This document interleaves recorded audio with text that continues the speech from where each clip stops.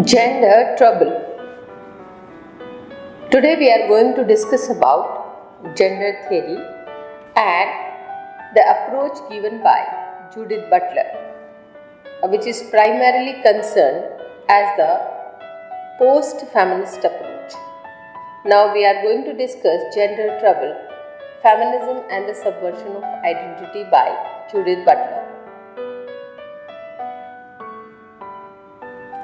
We are starting with the content, and in part 1, subjects of sex/gender/desire. There are sub-chapters given in part 1. One is women as subject of feminism. 2. The compulsory order of sex, gender and desire. 3. Gender, the secular ruins of contemporary debate. 4. Theorizing the binary, the unitary and beyond. 5th is identity, sex and the metaphysics of substance. 6th is language, power and the strategies of displacement.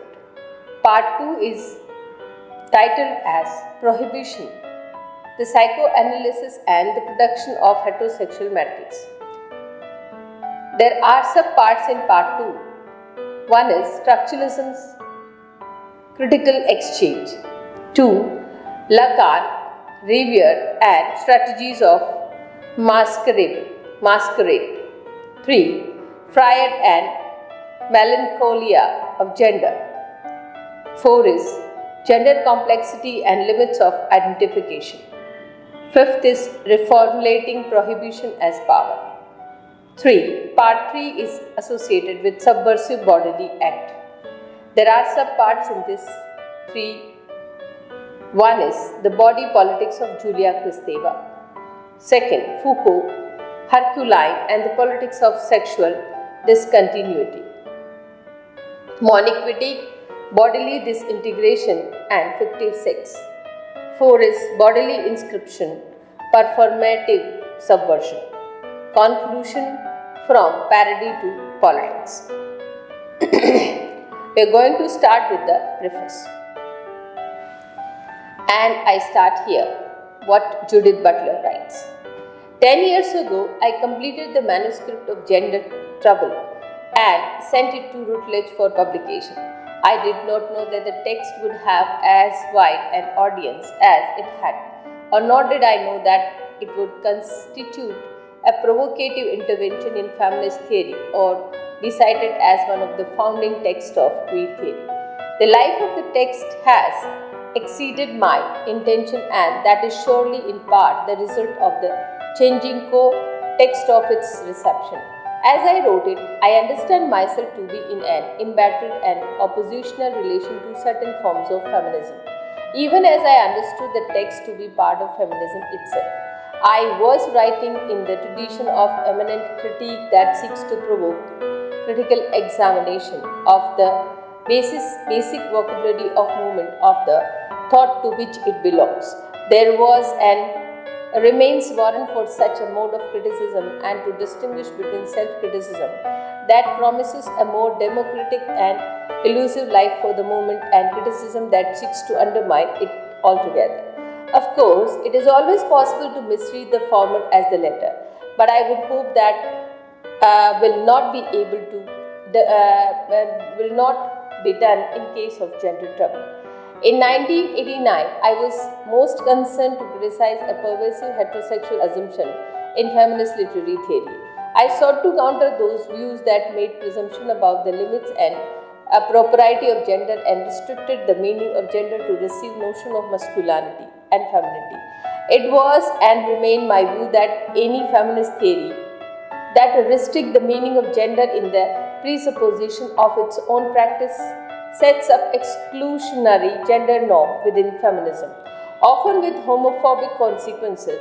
It seems to me, and continue to seem, that the feminism ought to be careful not to idolize certain expressions of gender that in turn produce a new form of hierarchy and exclusion.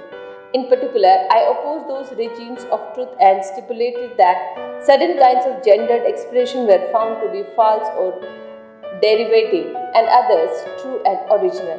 The point was not to prescribe a new gendered way of life that might then serve as a model for reader for the text. Rather, the aim of the text was to open up the field of possibility for gender without dictating which kinds of possibility ought to be realized.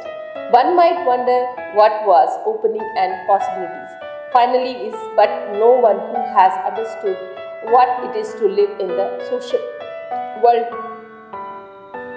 as what is possible, illegible, unrealizable, unreal, and illegitimate is likely to pose that question. Gender trouble sought to uncover the ways in which the very thinking of what is possible in gendered life is foreclosed by certain habitual and violent presumption. The text also sought to undermine any and all efforts to wield a discourse of truth to delegitimate minority, gender, and sexual practices. This doesn't mean that all minority practices are to be condoned or celebrated, but it does mean that we ought to be able to think them before we come to any kind of conclusion about them. What worried me most were the ways that the panic in the face of such practices rendered them unthinkable. Is the breakdown of the gender binaries, for instance, so monstrous, so frightening, that it must be held to be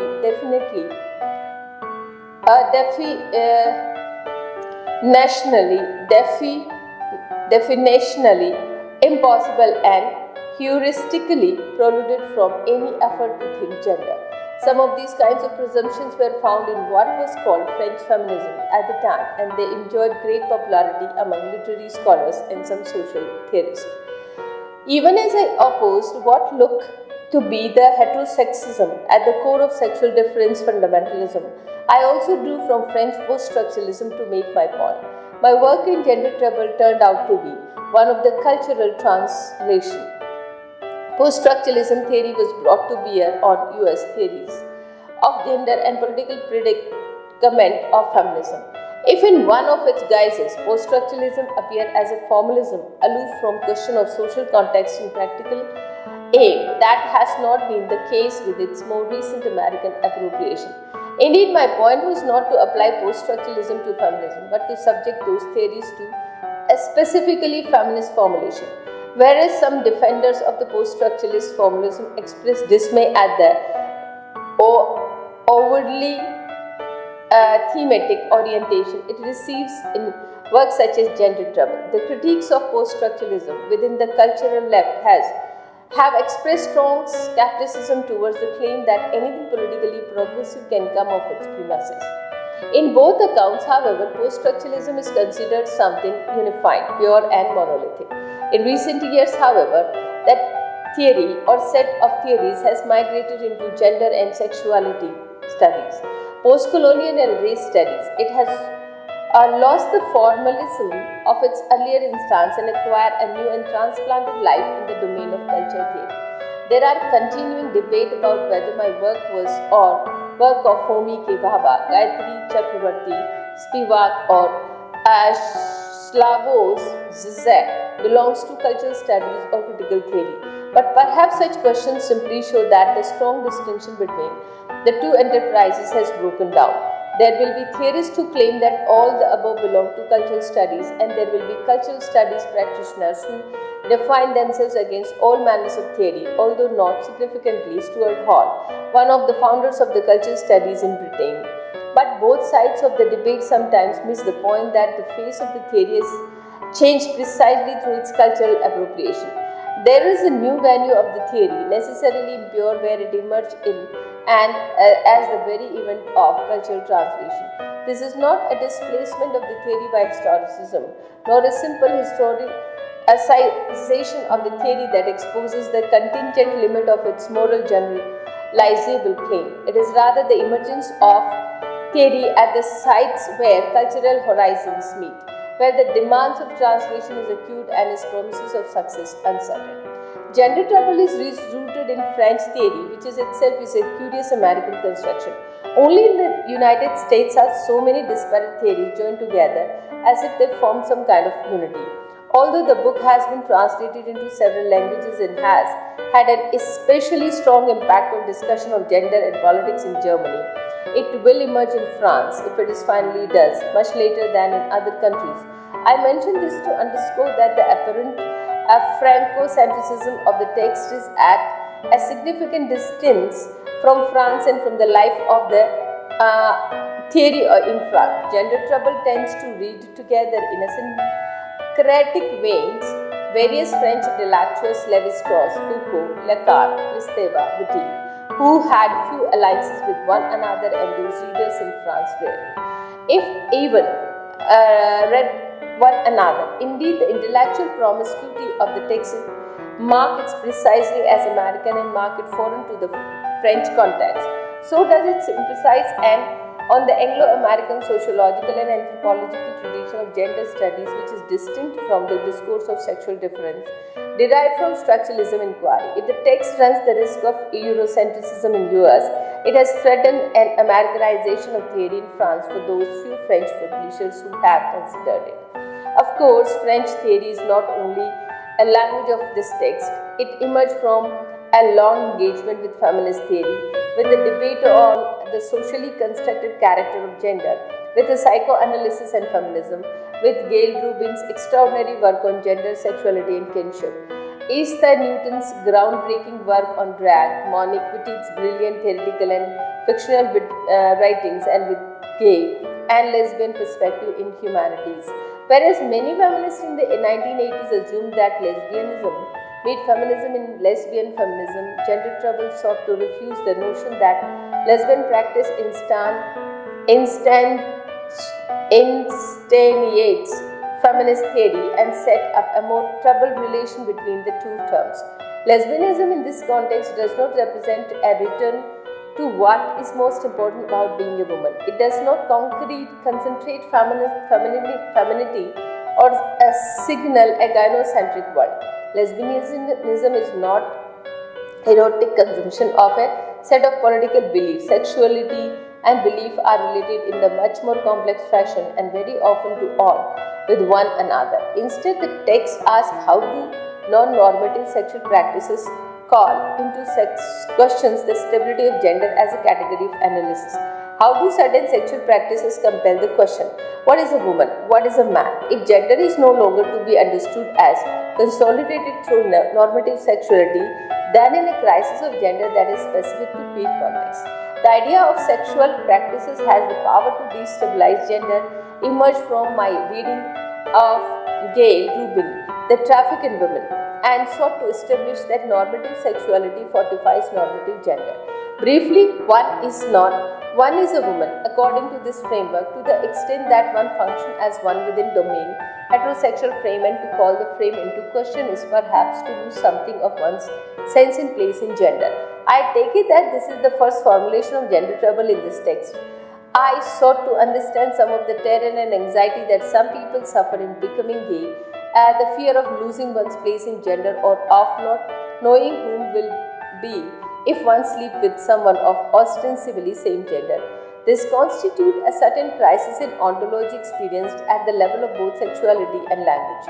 This issue has become more acute as we consider various new forms of gendering that have emerged in light of transgenderism and transsexuality, lesbian and gay pertaining new butch and femme identities. When and why, if for instance, do some butch lesbians to become parents become dad and other become moms? What about the notion suggested by Kate Bornstein that a transsexual can't be described by the noun of woman or man, but must be approached through active verb that attest to the constant transformation, which is the new identity or indeed the in-betweenness that puts the being of gendered identity into question. Although some lesbians argue that butch have nothing to do with being a man, or others insist that their butchness is was only a route to desire the status as a man. These paradoxes have surely proliferated in recent years, offering evidence of a kind of gender trouble that text itself did not anticipate. But what is the link between gender and sexuality that I sought to underscore? Certainly, I do not mean to claim that form of sexual practices produce certain genders, but only that under conditions of normative heterosexuality, policing gender is something used as a way of securing heterosexuality. Catherine McKinnon offers a formulation of this problem that resonates with my own. At the same time that there are, I believe, crucial and important differences between us, she writes. Stock as an attribute of a person, sex inequality takes form of gender. Moving as a relation between people, it takes the form of sexuality. Gender emerges as the congealed, a form of sexualization of inequality between men and women.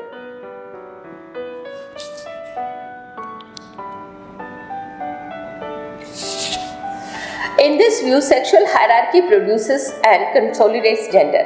It is not heterosexual normativity that produces and consolidates gender, but the gender hierarchy that is said to underwrite heterosexual relations. If gender hierarchy produces and consolidates gender, and if gender hierarchy presupposes an operative notion of gender, then gender is what causes gender, and the formulation culminates in tautology. It may be that Mackinnon want merely to outline one's self-producing mechanism of gender hierarchy, but this is not what she has said. Is gender hierarchy sufficient to explain the condition of production of the gender? To what extent the gender hierarchy serves a mere or less compulsory heterosexuality, and how often are gender norms policed precisely in the service of shoring up heterosexual hegemony? Catherine Frank, a contemporary legal theorist, makes innovative use of both feminist and queer representative to note that by assuming the primacy of gender hierarchy to the production of gender, Mackinnon also accepts a presumptive heterosexual mode of thinking about sexuality. Frank offers an alternative mode of gender discrimination to Mackinnon, effectively arguing that sexual harassment is the paradigmatic allegory of the production of gender. Not all discriminations can be understood as harassment. The act of harassment may be one in which a person is made into a certain gender, but there are other ways of enforcing gender as well. Thus, it is important to make a provisional distinction between gender and sexual discrimination. Gay people, for instance, may be discriminated against in position of employment because they fail to appear in accordance with accepted gender norm, and the sexual harassment of gay people may well take place not in service of the soaring up gender hierarchy but in promoting gender normativity. Whereas Mackinnon offers a powerful critique of heterosexual harassment, she institutes a regulation of another kind. To have a gender means to have entered already into a heterosexual relationship of subordination. At an analytic level, she makes an equation that resonates with some dominant form of homophobic argument. One such view prescribes and condones the sexual ordering of gender, maintaining that men who are men will be straight and women who are women will be straight. There is another set of view, Frank includes, which offers a critique precise of form of gender regulation. There is thus a difference between sexist and feminist view on the relation between gender and sexuality. The sexist claim that a woman only exhibits her womanness in the act of heterosexual coitus, in which her subordination becomes her pleasure, and essence emanates and is confirmed in the sexualized subordination of women. A feminist view argues that gender should be overthrown, eliminated, or rendered fatally ambiguous precisely because it is always a sign of subordination for women. The latter accepted the power of forms. Orthodox discrimination accepted that the form and description already operates as powerful ideology but seeks to oppose it. I belabor this point because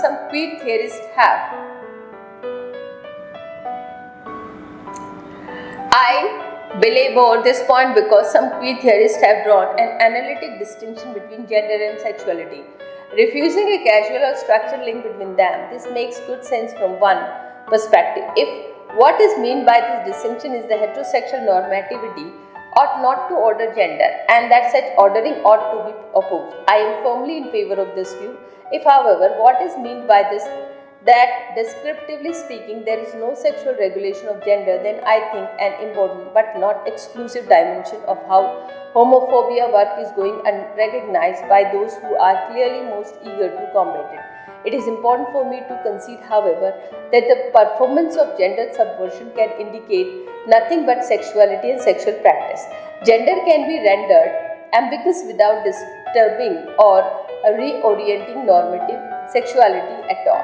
Sometimes gender ambiguity can operate precisely to contain a definite non-normative sexual practice and thereby work to keep normative sexuality intact. Thus, no correlation can be drawn, for instance, between drag or transgender and sexual practice, and this distribution of hetero, bio, and homo inclination can be predictably mapped into the travel of gender bending or changing.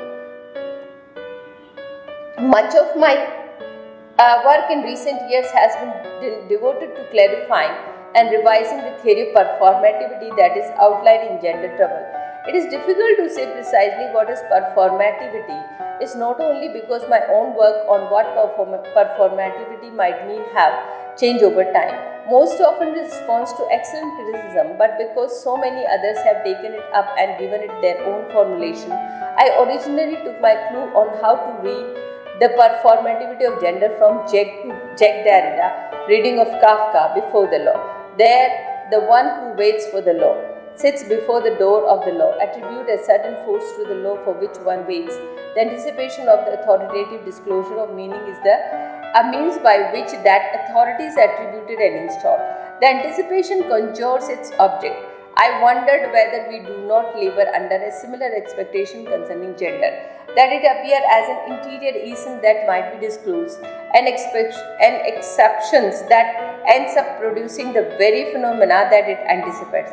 In the first instance, then, performativity of gender revolved around this metaphysics, the way in which the anticipation of the gender essence produces that which is posed as outside itself. Secondly, performativity is not a singular act, but repetition and ritual which achieves its efforts through its neutralization in the context of body, understood in part as a culturally sustained temporal duration.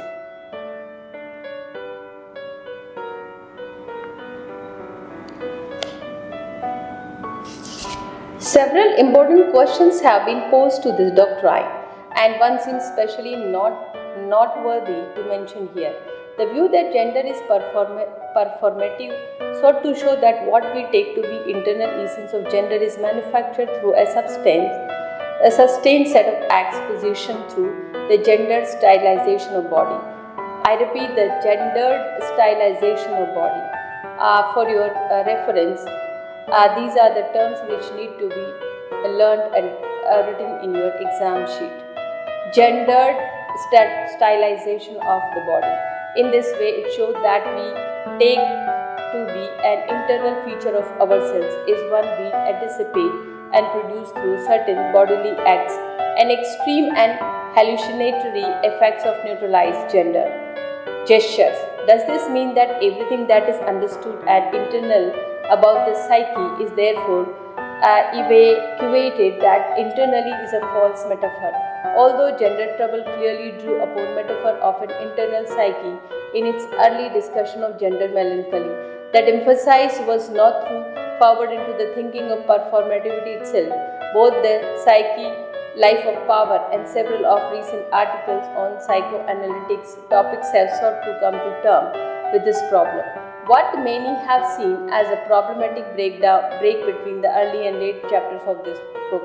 Although I would deny that all the internal world of the psyche is about but an effect of a stylized set of acts, I continue to think that it is a significant theoretical mistake to take the internality of the psychic world for granted. Certain features of the world, including people we know and lose, do become internal feature of itself, but they are transformed through that theorization, interization, and that inner world, as the Calenians call it, is constituted precisely as consequence of interiorization that is a psyche performs. This suggests that there may well be psyche theory of performativity at work that calls for greater exploration. Although this text does not answer the question of whether the materiality of the body is fully constructed, that has been the focus of much of my subsequent work. which I hope will prove clarifying for the reader. The question of whether or not the theory of performativity can be transferred onto matters of race has been explored by several scholars. I would not here only that a racial presumption invariably underwrite the discourse on gender in a way that need to be made explicit, but that race and gender ought not to be treated as simple as analogies. I would therefore suggest that the question to ask is not whether the theory of performativity is transposable onto race, but what happened to the theory when it tries to come to grip with race. Many of these debates have centered on the status of construction, whether race is constructed in the same way as gender. My view is that no single account of construction will do, and that these categories always work as background for one another, and they often find their most powerful articulation through one another. Thus, this sexualization of racial gender norms called to be read through multiple lenses at once and analyzes surely eliminates the limit of gender as an exclusive category of analysis. Although I have enumerated some of the academic traditions and debate that have animated this book, it is not my purpose to offer a full apologia in these brief pages. There is one aspect of condition of its production that is not always understood about the text. It was produced not merely from the academy but from convergent social movement of which I have been a part, and within a context of a lesbian and gay community on the east coast of United States, in which I lived for 14 years prior to writing of this book. Despite the dislocation of the subject that the text perform, there is a person here. I went to many meetings, bars and marches, and saw many kinds of genders, understood myself to be at crossroads of the some of them, and encountered sexuality at several of its cultural edges. I knew many people who weren't trying to find their way in the midst of the significant movement for sexual recognition and freedom, and felt the exhilaration and frustration that goes along with being a part of that movement, both in its hopefulness and internal dissension. At the same time that I was conceived in academy, I was also living a life outside those walls, and through Gender Trouble is an academic book. It began for me with crossing over, sitting on Rehoboth Beach, wondering whether I could link the different side of my life. That I can write an autobiographical mode does not, I think, relocate the subject that I am, but perhaps it gives the reader a sense of solace that there is someone here. I will suspend for the moment and problem that someone is giving in language. It has been one of the most gratifying experiences for me that the text continues to move outside the academy to this day. At the same time that the book was taken up by Queer Nation, and some of its reflections on the theatricality of queer self-presentation resonate with the tactics of ACT UP. I was among the materials that also helped to prompt member of the American Psychoanalytic Association and American Psychological Association to reassess some of their cultural doxa on homosexuality.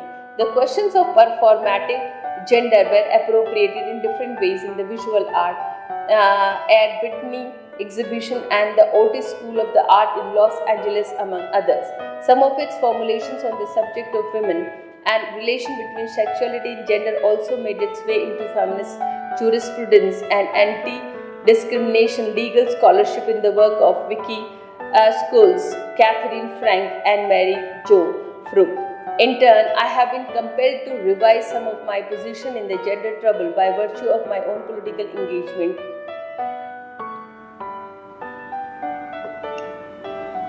In the book, I tend to conceive the claim of universality, an exclusive, negative, and exclusionary term. However, I came to see the term has important strategic use precisely as a non-substantial and open-ended category as I worked with the extraordinary group of activity, first as a board member and then a board chair of the Internal Gay and Lesbian Human Rights Commission, 1994 to 97, an organization that represents sexual minorities on a broad range of human rights issues. There I came to understand how the assumption of universality can be proleptic and performative conjuring a reality that does not yet exist and holding out the possibility for a convergence of cultural horizons that have not yet met. Thus, I arrived at second view of universality, in which it is defined as a future-oriented labor of cultural translation. More recently, I have been compelled to relate my work on political theory and once again to concept of universality in a co-authored book that I am writing with Ernesto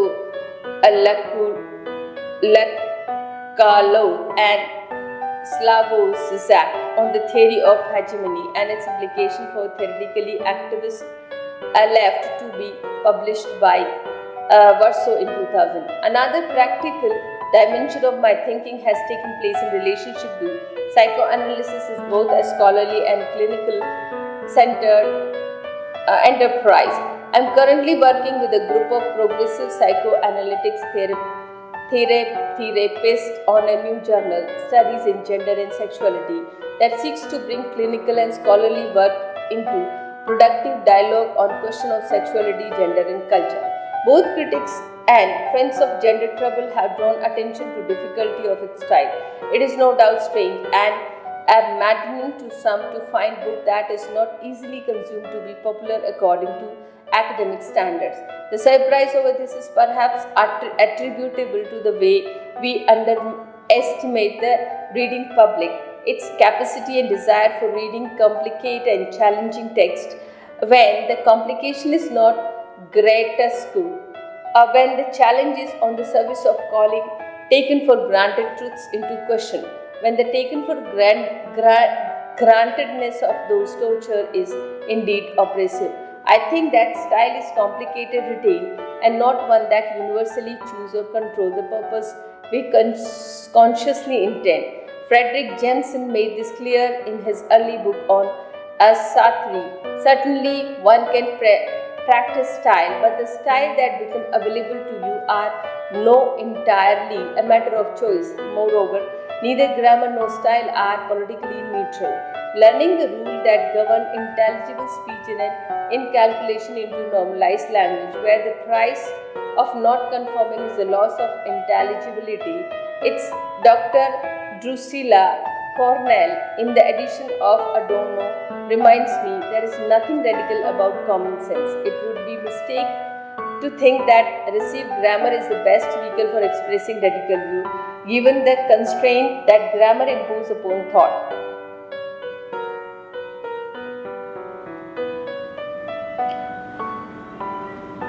Indeed, upon the thinkable itself, but formulation that twist grammar or implicitly call into question the subject-verb requirements of propositional sense are clearly irritating for some. They produce more work for the readers, and sometimes the readers are offended by such demands. Are those who are offended making a legitimate question for plain speaking, or does their complaint emerge from a consumer expectations of intellectual life? Is there perhaps a value to be derived from such experience of linguistic difficulty? If gender itself is neutralized through grammatical norm, as modern critic has argued, then the allegation of the gender that the most fundamental epistemic level will be conducted in part through contesting the grammar in which gender is given. The demand for lucidity forget the resist that motor and ostensibly clear view. Avital Ronald recalls the moment in which Nixon looked into the eyes of nation and said, "Let me make one thing perfectly clear," and then proceeded to lie. What travels under the sign of clarity, and what would be the price of failing to deploy a sudden critical suspension when the arrival of lucidity is announced? Who devises the protocol of clarity? Of whose interest do they serve? What is foreclosure for the intensity on parochial standard of transparency as a requisite of all communications? What does transparency keep obscure? I grew up understanding something of the violence of gender norm. An uncle incarnated for his anatomically anomalous body, deprived of family and friends, living outside his day in the institute in the Kansas prairies, gay cousins forced to leave their norms because of their sexuality, real and imagined. My own tempestuous coming out of an age of 16 and subsequent adult landscape of lost job, lovers and homes. All of this subjected me to strong and scaring condemnation, but luckily did not prevent me from pursuing pleasure and insisting on a legitimating recognition for my sexual life. It was difficult to for granted at the same time that it was violently policed. It was assumed either to be a natural manifestation of sex or a cultural constant that no human agency could hope to revise. I also come to understand something of the violence of the foreclosed life, the one that does not get named as a living, the one whose incarnations implies a suspension of life or sustained death sentence. The dodged efforts to deneutralize gender in this context emerges. I think from a strong desire both to counter and normative violence implies by ideal morphologies of sex and uproot the pervasive assumptions about natural or presumptive heterosexuality that are informed by ordinary and academic discourses on sexuality. The writing of this denaturalization does not done simply out of desire to play with language or prescribe theoretical antiques in the place of real politics. As some critics have conjectured, as if theatre and politics are always distinct. It was done from a desire to live, to make if possible, and to rethink the possible as such. What would the world have to be like for my uncle to live in the company of family, friend, extended kinship of some other kind? How must we rethink the ideal morphological constraint upon the human such that those who fail to approximate the norm are not condemned to death within life. Some readers have asked whether gender trouble seeks to expand the realm of gender possibility for a reason. They ask for what purpose.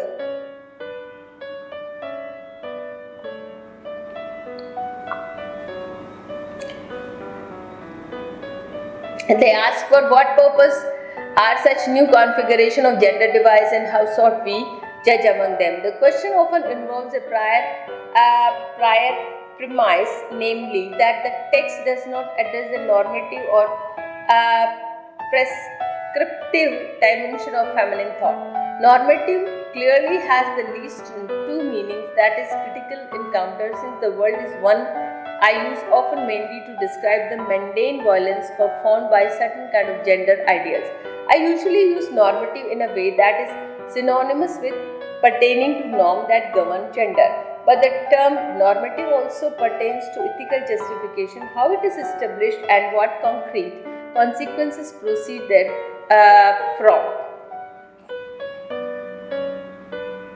One critical question posed of gender trouble has been, how do we proceed to make judgment on how gender is to live on basis of theatrical description offered here? It is not possible to oppose the normative form of gender without at the same time subscribing a certain normative view of how the gender would ought to be. I want to suggest, however, that the positive normative version of this text such as does not and cannot take the form of prescription, subvert gender in a way that I say, and life will be good.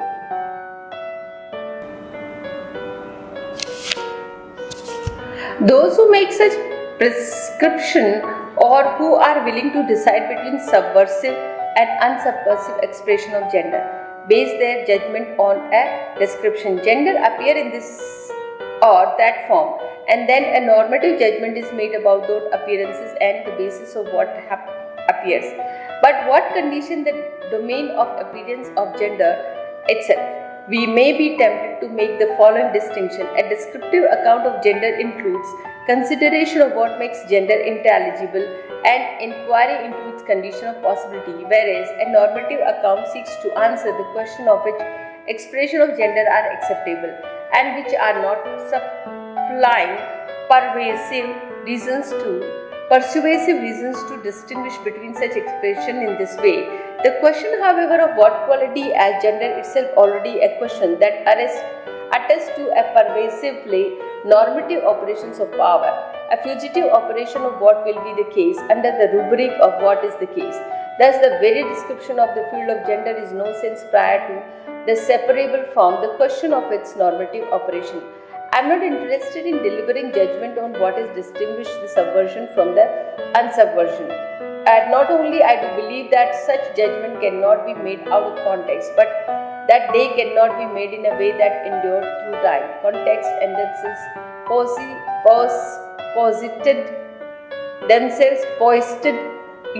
unities that undergo temporal exchange and expose their essential disunity.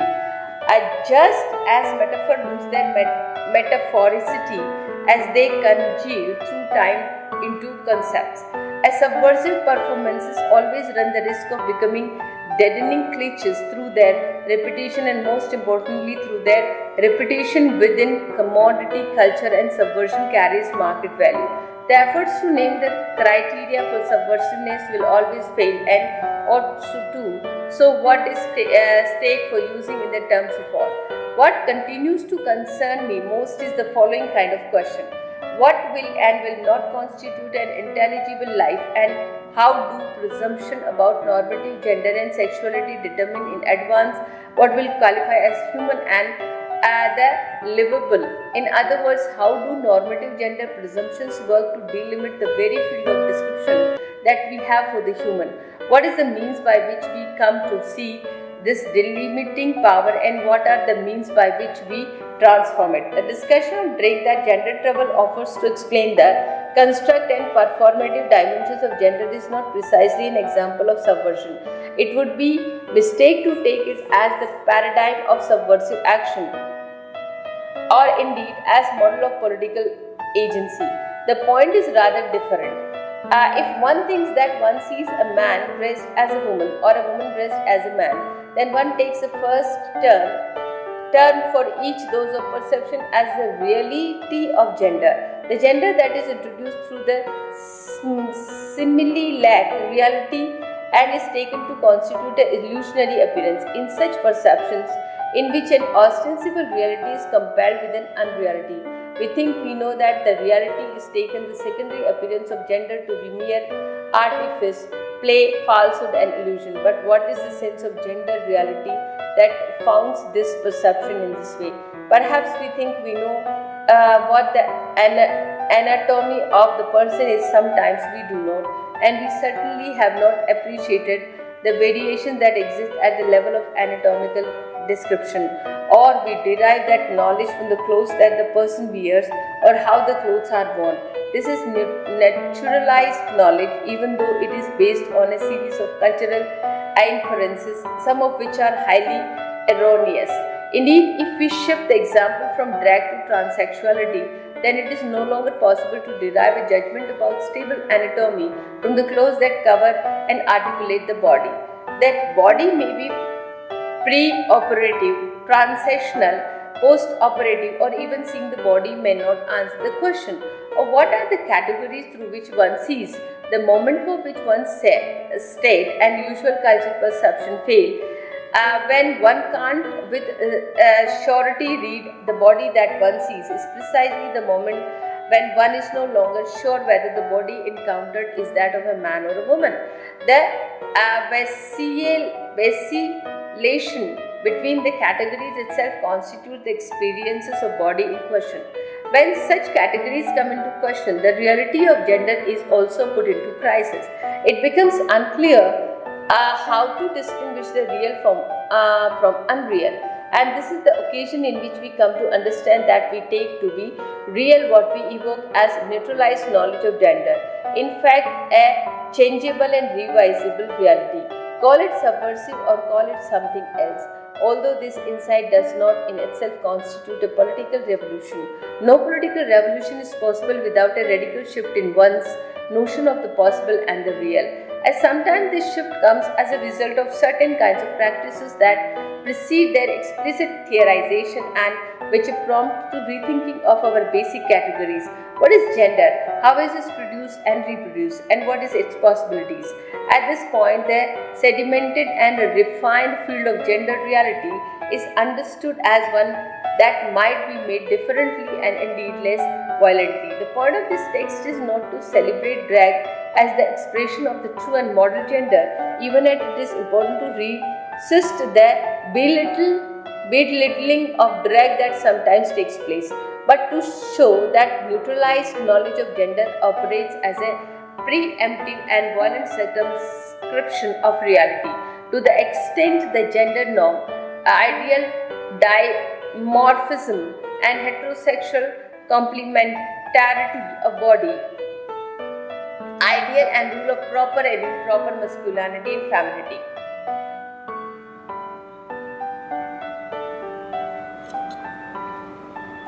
Many of which are unwritten by racial codes of purity and taboos against miscegenation, establish what will and will not be intelligible human, what will and will not be considered to be real.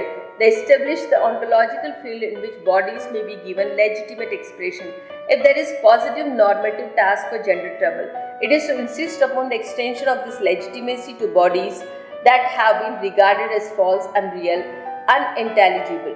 Drag is an example that is meant to establish that reality is not as fixed as we generally assume it to be. The purpose for the example is to expose the tenderness of gender reality in order to encounter the violence performed by gender norms.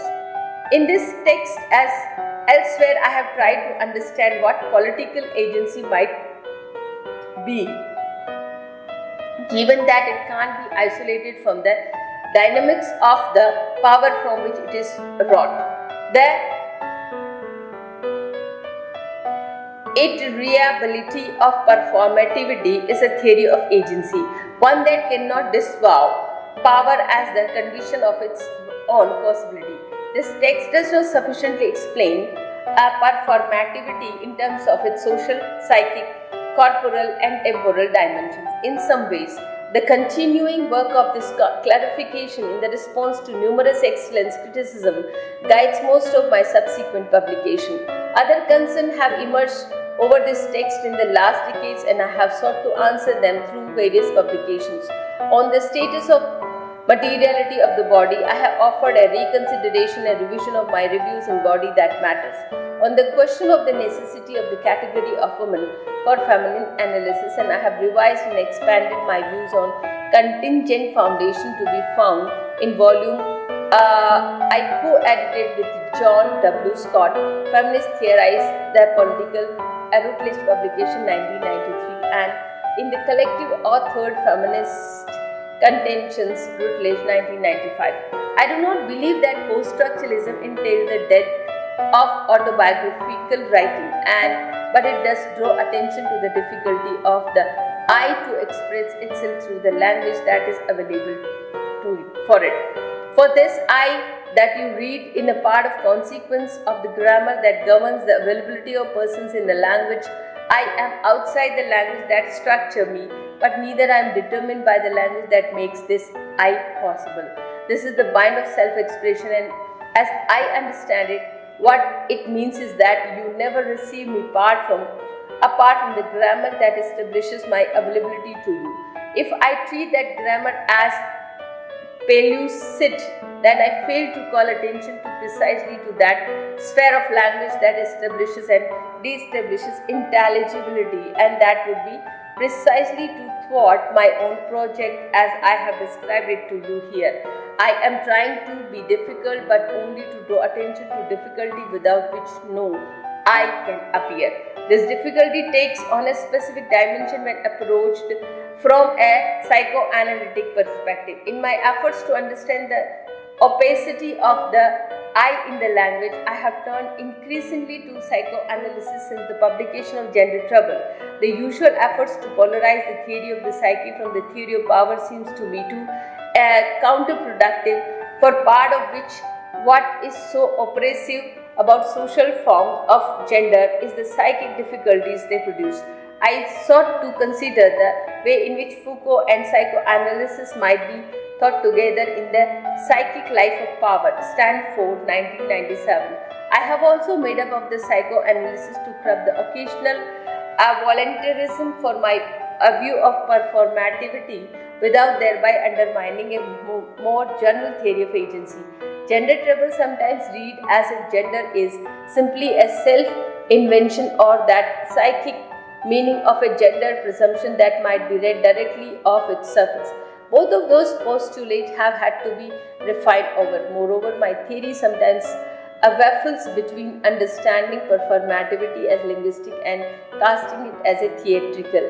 I have come to think that the two are invariably related, chasmically so, and the reconsideration of the Speech Act as an instance of power invariably draw attention to both the theatrical and linguistic dimension.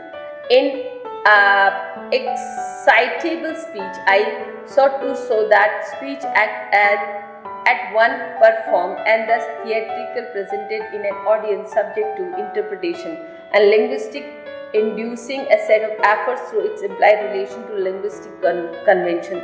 If one wonders how a linguistic theory of the Speech Act relates to bodily gestures, one need only consider that speech itself is a bodily act and specific linguistic consequences.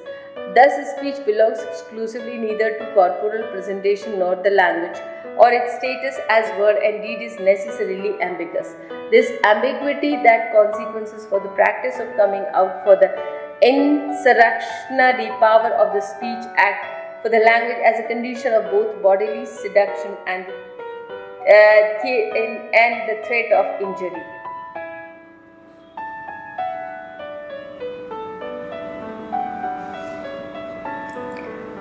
If I were to rewrite this book under present circumstances, I would include a discussion of transgender and intersexuality, the way that ideal gender dimorphism work in both sorts of discourses, different relations to surgical invention that these related concerns sustain. I would also include a discussion on racialized sexuality and in particular how taboos against miscegenation and re-romanticization of the cross-racial sexual exchange are essential to neutralize and deneutralize forms that gender takes. I continue to hope for a coalition of the sexual minorities that will transcend and simple categories of identity that will refuse the erasure of bisexuality, that will counter and dissipate the violence imposed by restrictive bodily norm. I would hope that such a coalition would be based on the irreducible complexity of sexual and implication of various dynamics of discursive and institutional power, that no one will be too quick to reduce power to hierarchy and to refuse its productive political dimension. Even as I think that gaining recognition of one's status as a sexual minority is a difficult task within the regaining discourses of law, politics and language. I continue to consider it necessary for survival that mobilization of identity categories for the purpose of politicization always remain threatened by the prospects of identity becoming an instrument of the power one opposes. That is no reason not to be used or by identity. There is no political position purified for power, and perhaps that impurity is what produced agency as potential interpretation and reversal of the regularity regime. Those who are deemed unreal nevertheless lay hold for the real, a laying hold that happen in concert, and vital instability is produced by that the performative surprise. This book is written then as a part of cultural life of a collective struggle that has had and will continue to have some success in increasing the possibility for a livable life for those who live or try to live on the sexual margins. Judith Butler, Berkeley, California, June 1999.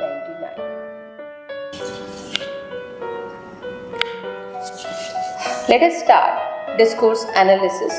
Gabriel Griffin, University of York. Gabriel, spelling of Gabriel is Gabriele, Griffin, University of York.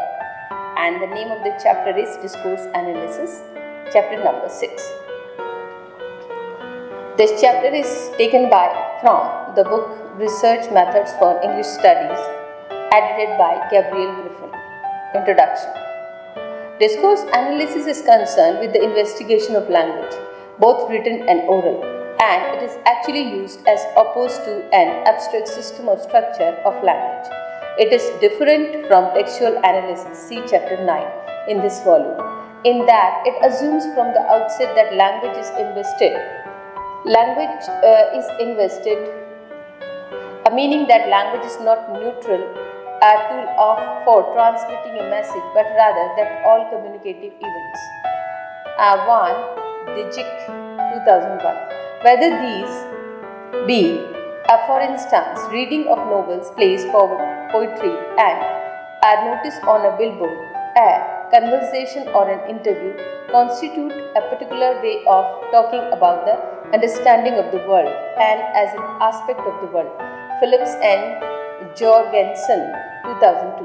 Both on the part of the producer, the writer and the speaker, and on the part of consumer, the reader and audience.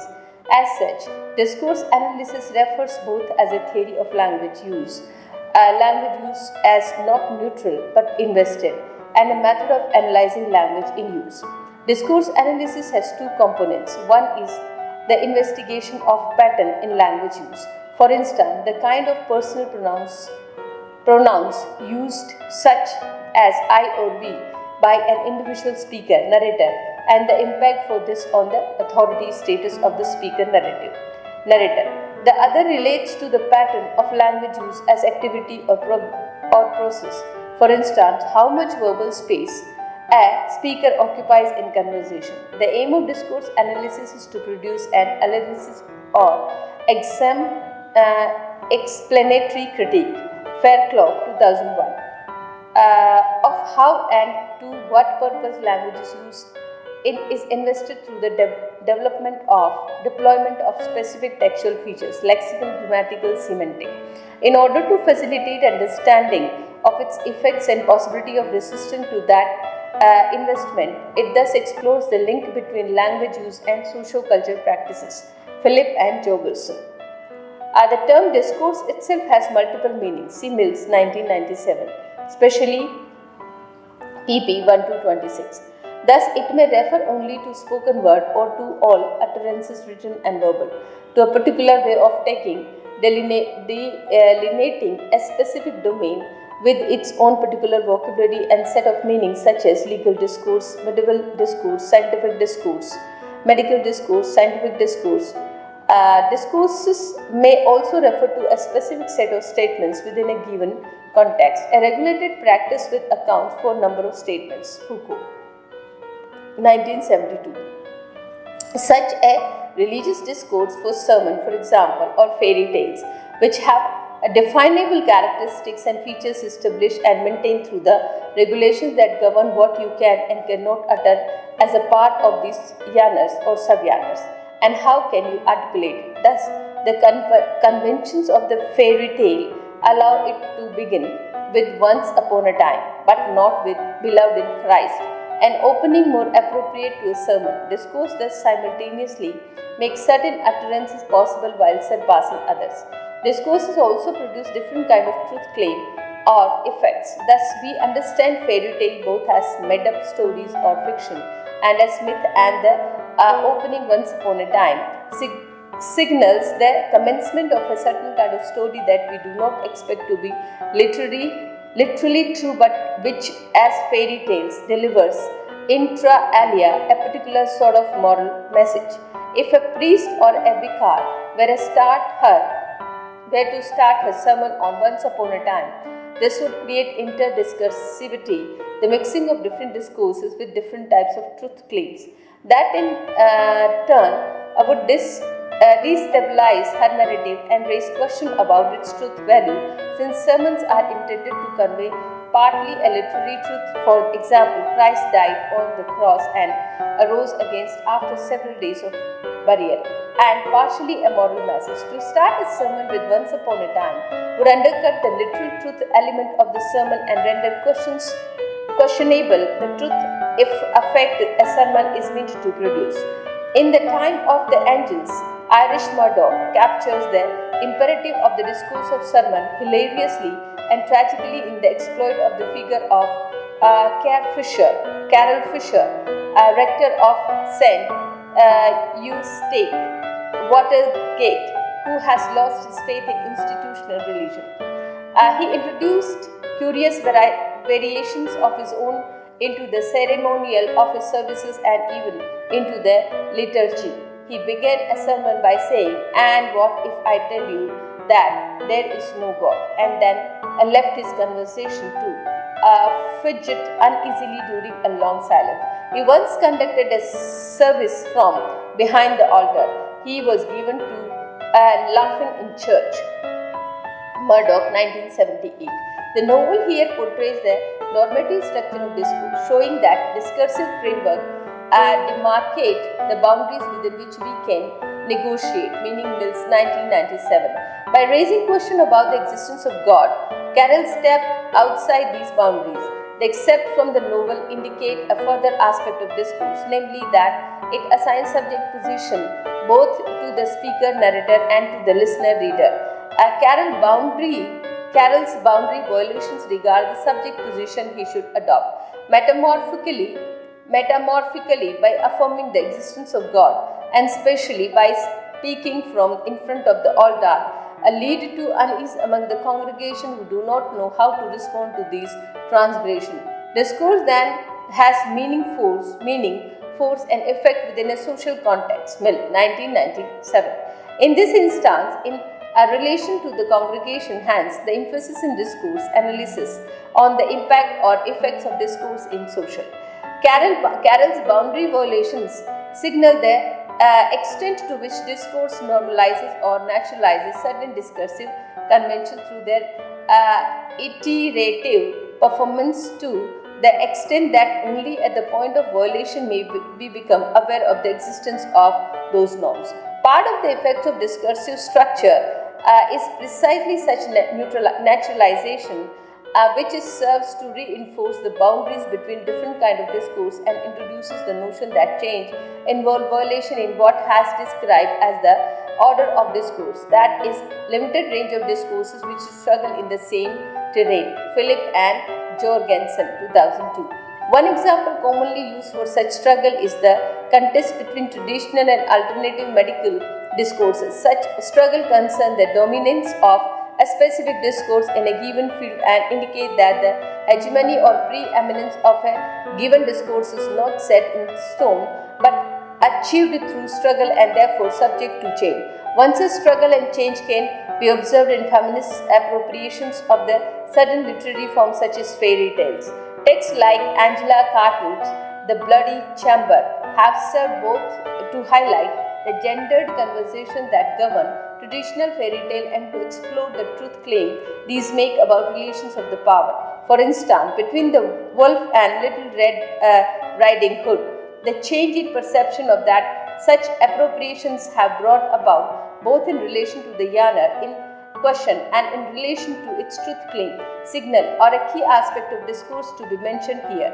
The fact that it can be the object of the change through being used in different way from what is normally the case. Effective contestation of specific discourses result to socio-cultural change, and discourse analysts are partly concerned with how such change can be brought about. Access to discourse is not equally, Mills, 1997. In the episode from the Murdoch's novel, for example, Carroll speaks while the congregation sits in silence. Similarly, in Jane Austen's Mansfield Park, the fate of the fallen woman, Maria, is conveyed not through her narration but via her merger of the omniscient narrator's voice with the reporter reported ruminations of Sir Thomas, Mansfield Park's infactual patriarch. It ended in Mrs. Norris resolving to quit Mansfield and devote herself to her unfortunate Maria, and in an establishment being formed from them in another country, remote and private, were shut up together with little society. It may be reasonable to suppose that their temper became their mutual punishment. Austin, 1966. As such, silence of women considered to have disgraced themselves in common in 19th century novel, providing insight into the portrayal of social structure during the period. An example above show texts such as novel both are and portray discourses and may be analyzed in terms of both these dimensions. Sarah Mills cited John Froh, who states, "The discursive is a socially constructed reality which constructs both the real and symbolic and distinction between them. It assigns structure to the real at the same time as it is a product and moment of real structure." Mills, 1997. It is for this reason that Philip and Jorgensen, 2002, argues that the analysis of discursive instance should include an analysis of the discourse and manner articulated in the production and consumption of the text, an analysis of the linguistic structure, considerations about whether the discursive practice reproduces or instead restructure the existing order of discourse, and about what consequences that has for the broader socio-cultural practice. The analysis of textual features such as narrative voice, who speaks, grammar, wording, and also provides insight into the way in which texts treat events and social relations and thereby construct particular version of reality, social identities, and social reform. Philip and Jorgensen, 2002. Varieties of discourse analysis. As a brief outline of various versions of discourse analysis that are currently commonly used shows, see for example Mills, 1997, Philip and Jorgensen, 2002, Wetherall et al., 2001. Discourse analysis situated on an interaction between linguistic and social theory. See Kress, 2001. Has come to the fore as a research methods in 1970 in the number of humanities and social science disciplines, including linguistic, literature, sociology, psychology, and politics. In all these different subjects, variants of the discourse analysis have been produced that reflect their disciplinary context and related theoretical assumptions. Wetherall et al., 2001, distinguishes 6 distinct discourse analytical research traditions: conversation analysis and ethno-methodology, interactional socio-linguistics and ethnography of communication, discursive psychology, critical discourse analysis and critical linguistics, Bakhtinian research and Foucauldian research. So these are the 6 points I am reading again, and these are distinguished 6 distinct analytical research traditions. I repeat, in all these different subject, variants of the discourse analysis has been produced and reflect the disciplinary context and related theoretical assumptions. Wetherall et al. Distinguishes 6 distinct discourses analytical research tradition. Number 1, conversation analysis and ethno-methodology. Number 2, interactional sociolinguistics and ethnography of communication. Number 3, discursive psychology. Number 4, critical discourse analysis and critical linguistics.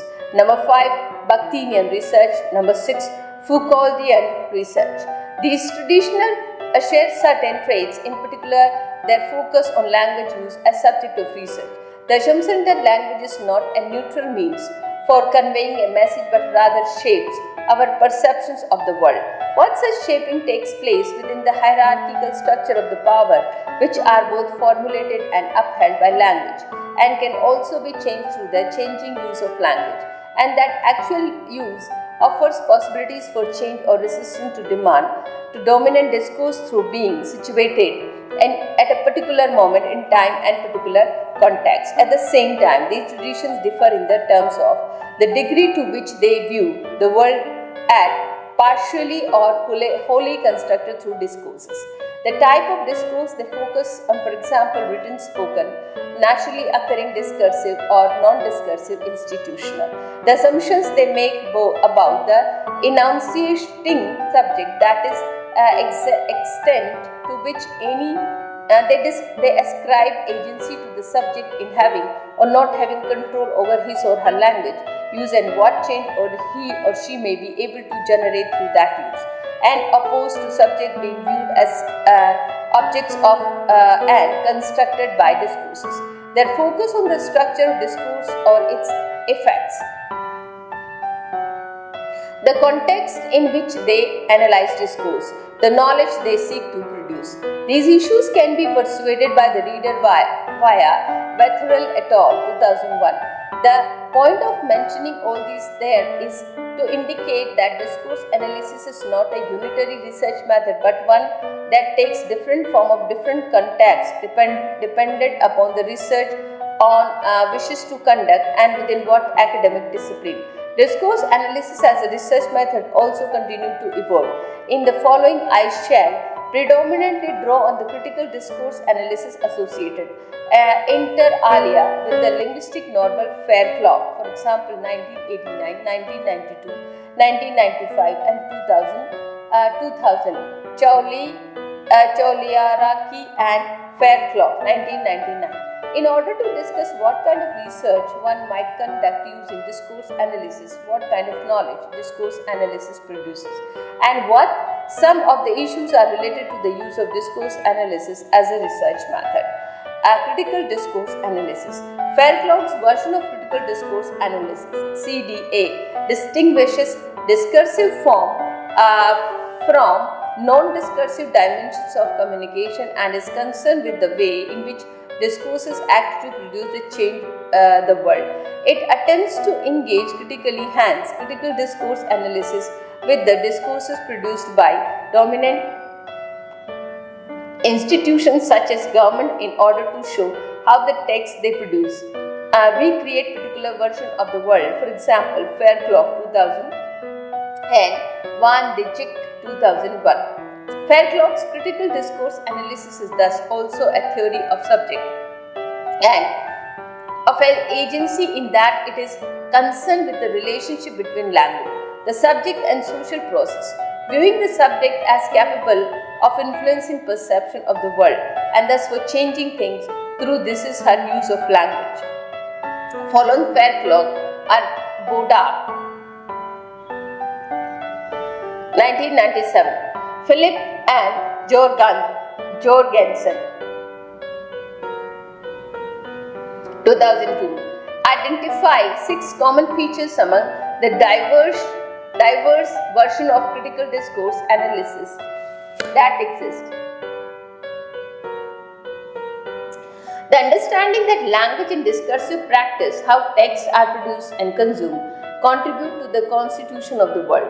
The notion that discourse is both constituted by and constitutes the socio-cultural world. 3. The focus on actual language use within a given context as the object of research. 4. The notion that discourse is invested and contributes to the reproduction of power relations to society and to the interpretive scheme operating within a given society. 5th. The notion that discourse is historically situated, hence contingent and subject to change. 6. Demand that discourse analysis should be concerned with the critical examination of language in order to promote change. Language thus simultaneously refer to the world and construct its through, imbuing it with particular meaning. When Jane Austen in the opening sentence of Pride and Prejudice 1813 claimed that it is a truth universally acknowledged that a single man in possession of a good fortune must be in want of a wife, she not so much proclaimed a neutral and subjective fact of the muster, her rhetorical force to offer a particular construct of a specific kind of single man. That rhetorical force set out both to view a certain view and simultaneously and implicitly disavow that ways of seeing. It thus seeks to set up Austen's particular view of a single man as the only way of viewing him, without, however, making that explicit by referencing either an author or a narrator figure through qualifying the statement by a phrase such as, "in my opinion." Austen's rhetorical resources include, for example, the use of the present tense and indicative word form "it is," which suggests that the fact that underscore validity, followed by a truth claim reinforced through the adverbial, adjectival assertion and generalizability. Truth universally acknowledged. In order to lend persuasiveness to her view and assert the normativity of the position that would not necessarily be shared, for example, by gay men who might be single and in possession of a good fortune but not in want of a wife. Thus, while constructing a world of normative heterosexuality, Austen's introduction simultaneously attempts to close down the possibility of other ways of reading the situation of a man in the position described. Here, we are already in the midst of discourse analysis which, at this brief example, involve the close textual analysis of the linguistic and a semantic feature of the text. In order to establish the meaning, the text seeks to impose on the world by and implications on the reader, such as analysis may focus on a small segment of the text or, as far as more common, range over a large amount of text, from a brief paragraph to all the plays and by the attributed to Shakespeare, or the entire output of a particular journal, magazine, or newspaper such as Edinburgh Review. The term used to describe large set of text and data such as the litteris corpus and corpora in plural. However, rather than merely describing a text's linguistic features, the purpose of discourse analysis is to reveal how such features set up and replicate particular worldview. Thus, the fact that Jane Austen describing a single man in possession of good fortune as in want of wife and opposed to, for instance, friends, indicates the commitment to marriage, and the text seeks to promote its focus on heteronormativity. The kind of knowledge discourse analysis may then produce is an understanding of the implicit rule and norm that govern language use in a specific context to make explicit and ideological assumptions that govern that use, and by making the latter explicit to point to possibility of resistance or other ways of reading. As Robert Scholes, 1982, suggested, we need to view the literary text as a product of a person or a person, and the product of a person or persons at given point in human history, in a given form of discourse, taking its meaning from interpretive gestures of individual reader, using the grammatical, semantic, cultural codes available to them. One effect of this is that discussions of discourse and of the discourse analysis tend to focus on text in area that produce ideological contention. Mills 1997, for instance, discusses sexist and racist discourse as a way of laying bare the operations of language use in articulation of particular value system. Similarly, Fairclough in New Labour, New Language 2000 seeks to reveal how manipulating language to control public perceptions is a vital aspect of New Labour politics. We are all familiar with the ways in which the language of business and institutions seek to represent problems as opportunities to provide a positive and supposedly energizing spin on a difficult situation. Many special issues of discourse and society have been devoted to the ways in which contentious political situations have been variously and contradictorily presented in the different discourse politicians and other employ to influence public opinion. What kind of text?